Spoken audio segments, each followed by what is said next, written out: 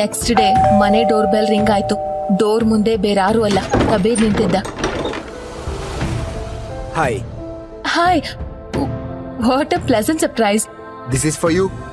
Thank you, please come. Kabir ಮಾಡಿರೋ ಕೆಲ್ಸದ ಮೇಲೆ ನನಗೆ ಸಿಟ್ಟಿತ್ತು, ಬಟ್ ಗೌತಮ್ ಕಬೀರ್ ಜೊತೆ ಮಾಡಿದ್ದನ್ನ ನೋಡಿ ಭಯ ಕೂಡ ಪಟ್ಟಿದ್ದೆ. ಸೊ ಕಬೀರ್ ನನ್ನ ಹತ್ರ ಸಾರಿ ಕೇಳಿದಾಗ ನಾನು ಅವನನ್ನ ಕ್ಷಮಿಸ್ಬಿಟ್ಟೆ. ಅಂಡ್ ಅವನು ನನ್ನ ಮನೆಗ್ ಬರೋಕ್ ಶುರು ಮಾಡ್ದ. ಅವನು ಇವತ್ ಮತ್ತೆ ನನ್ನ ಮನೆಗ್ ಬರೋನಿದ್ದ. ನೀನಿವತ್ತು ಏನ್ ಬೇಕಾದ್ರೂ ಮಾಡು, ಆದ್ರೆ ಕಬೀರ್ ಜೊತೆ ಇವತ್ ನಿನ್ ಹೆಂಡತಿ ಹೋಗೋದನ್ನ ನಿನ್ನಿಂದ ತಡೆಯೋಕ್ಕಾಗಲ್ಲ. ಈಗ ಈ ಕೆಲ್ಸ ನಿಲ್ಸಿ ಹೋಗಿ ಅವಳ ಸೀರೆಗೆ ಐರನ್ ಮಾಡು. ಕಬೀರ್ ಇನ್ನೇನ್ ರೀಚ್ ಆಗ್ಬೋದು. Come on.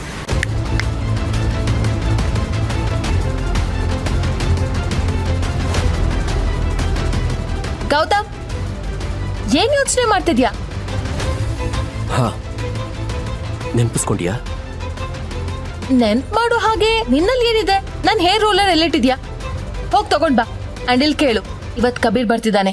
ಅವ್ನ್ ಮುಂದೆ ನಮ್ ಮರ್ಯಾದೆ ಹರಾಜ್ ಆಗುವಾಗ ಯಾವ ಕೆಲ್ಸನೂ ಮಾಡ್ಬೇಡ, ಅರ್ಥ ಆಯ್ತಾ?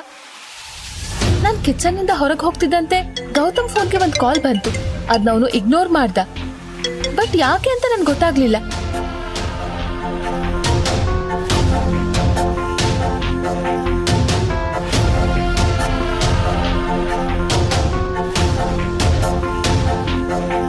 ಯಾಕೆ ನಿಂತಿದ್ಯಾ?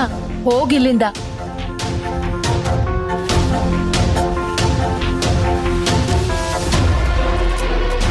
ಅನ್ವಿ, ನಾವು ಗಂಡ ಹೆಂಡತಿ. ಅದೇ ದುಃಖದ ವಿಚಾರ.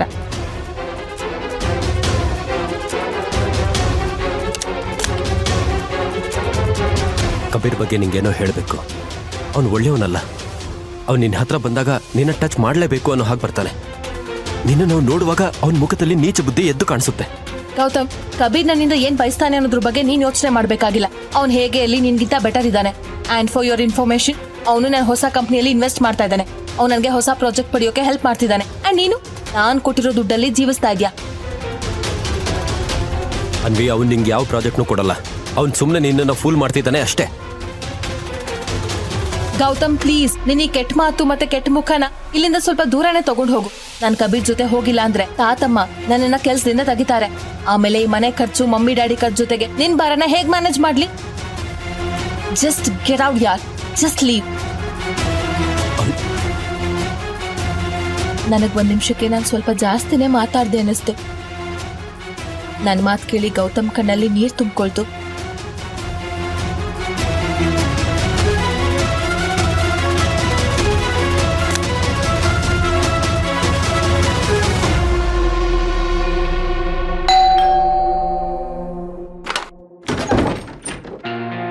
ಕಬೀರ್, ನಮಸ್ತೆ. ಅನ್ವಿ ನಿನ್ಗೋಸ್ಕರ ವೇಟ್ ಮಾಡ್ತಾ ಇದ್ದಾಳೆ, ಬಾ. ಮಮ್ಮಿ ಬಾಯಲ್ಲಿ ಕಬೀರ್ ಹೆಸರು ಕೇಳಿ ಗೌತಮ್ ಟೆನ್ಷನ್ ಮಾಡ್ಕೊಂಡ. ಅಯ್ಯೋ, ಬಂದ್ಬಿಟ್ಟ ಮಾನ್ಗೆಟ್ಟೋನು, ದರಿದ್ರ ಮುಖ ತೋರ್ಸೋಕೆ. ಏನ್ ಹಂಗ್ ನಿಂತಿದ್ಯಾ? ಕಬೀರ್ ಬಂದಿದ್ದಾನೆ, ಹೋಗ್ ಚಾಯ್ ತಗೊಂಡ್ ಬಾ. ಹೋಗು. ಕಬೀರ್ ಇನ್ನೂ ಪ್ರೀತಿಯ ನಾಟಕ ಆಡಿ ಅವನ್ ಹೆಂಡತಿ ಅಂದ್ರೆ ನನ್ನ ಹತ್ರ ಬರೋಕೆ ಟ್ರೈ ಮಾಡ್ತಾನೆ ಅಂತ ಅವನಿಗೆ ಗೊತ್ತಾಗಿತ್ತು. ಬಾ ಮಗ್ನೆ, ಕುತ್ಕೋ. ನಾನ್ ಫ್ರಿಡ್ಜ್ ಹತ್ರ ಹೋಗ್ತಿದ್ದಂತೆ ಗೌತಮ್ ಫೋನ್ಗೆ ಮತ್ತೆ ಅನ್ನೋ ನಂಬರ್ ನಿಂದ ಕಾಲ್ ಬಂತು.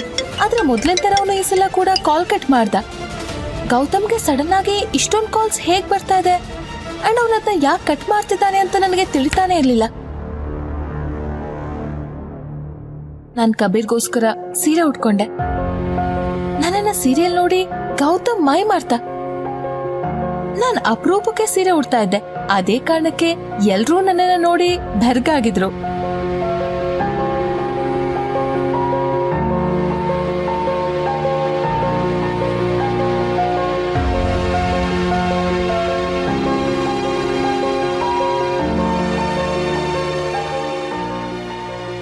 ಅರೆ, ಈ ಸೀರೆ ಉಟ್ಕೊಂಡು ಪಾರ್ಟಿಗೆ ಹೋಗ್ತೀಯಾ? ಐ ಕ್ಯಾನ್ ಅಂಡರ್ಸ್ಟ್ಯಾಂಡ್ ನಿನ್ನ ಹಸ್ಬೆಂಡ್ ನಾಲಾಯಕ್ ಬೇಕೂಫ ನಿಂಗೆ ಡ್ರೆಸ್ ಬೈ ಮಾಡ್ಕೊಡಲ್ಲ ಅಂತ. ನ್ಯಾಚುರಲಿ ನನ್ಗ ಮಾತು ಇಷ್ಟ ಆಗಿಲ್ಲ. ಗೌತಮ್ ಕಬೀರ್ ಬಗ್ಗೆ ಕರೆಕ್ಟ್ ಆಗಿ ಹೇಳ್ತಾನೆ. ಸೊ ನಾನ್ ನಿಂಗೆ ಒಂದು ಡಿಸೈನರ್ ಡ್ರೆಸ್ ತಗೊಂಡ್ ಬಂದಿದ್ದೀನಿ. ಇದನ್ನ ಹಾಕೋ, ನಡಿ. ನಾನ್ ನಿನ್ನ ಪಾರ್ಟಿಗೆ ರೆಡಿ ಮಾಡ್ತೀನಿ. ಕಬೀರ್ ಡಿಸೈನರ್ ಡ್ರೆಸ್ ಚೇಂಜ್ ಮಾಡೋಕೆ ನನ್ನನ್ನ ನನ್ ರೂಮ್ಗೆ ಕರ್ಕೊಂಡು ಹೋಗೋಕ್ ನೋಡ್ದ. ಆದ್ರೆ ಅದು ಗೌತಮ್ಗೆ ಇಷ್ಟ ಇರಲಿಲ್ಲ. ಯು ಇಡಿಯಟ್, ಸಾರಿ. ಇದೇನ್ ಮಾಡ್ದೆ ನೀನು? ಎಲ್ಲ ಶುಭ ಕಾರ್ಯಕ್ಕೆ ಏನಾದ್ರೂ ಅಪಶಕನ ಮಾಡೇ ಮಾಡ್ತೀನಿ ಅಂತ ಪ್ರತಿಜ್ಞೆ ಏನಾದ್ರೂ ಮಾಡಿದ್ಯಾ ನೀನು? ಹೋಗಿ ಬಟ್ಟೆ ತಗೊಂಡ್ ಬಂದು ಸರ್ ಶೂ ಕ್ಲೀನ್ ಮಾಡು.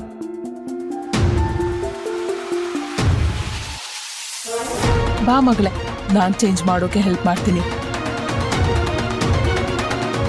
ಗೌತಮ್ ಬೈ ಕೂಡ ಏನೋ ತಿಂದ. ಅವನಿಗದು ಹೊಸ ವಿಷಯ ಆಗಿರ್ಲಿಲ್ಲ.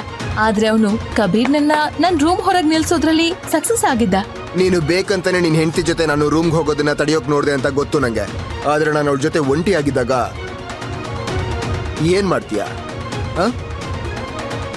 ಸರಿಯಾಗಿ ಕ್ಲೀನ್ ಮಾಡು. ಇನ್ಸ್ಟಾಲ್ ಮಾಡಿ ಪಾಕೆಟ್ ಎಫ್ಎಂ ಹಾಗೂ ಫ್ರೀ ಆಗಿ ಕೇಳಿ. ಟರ್ನ್ಸ್ ಅಂಡ್ ಟ್ವಿಸ್ಟ್ ನಿಂದ ತುಂಬಿರೋ ಕಥೆ ರಾಯಲ್ ವಾರಸ್ದಾರ.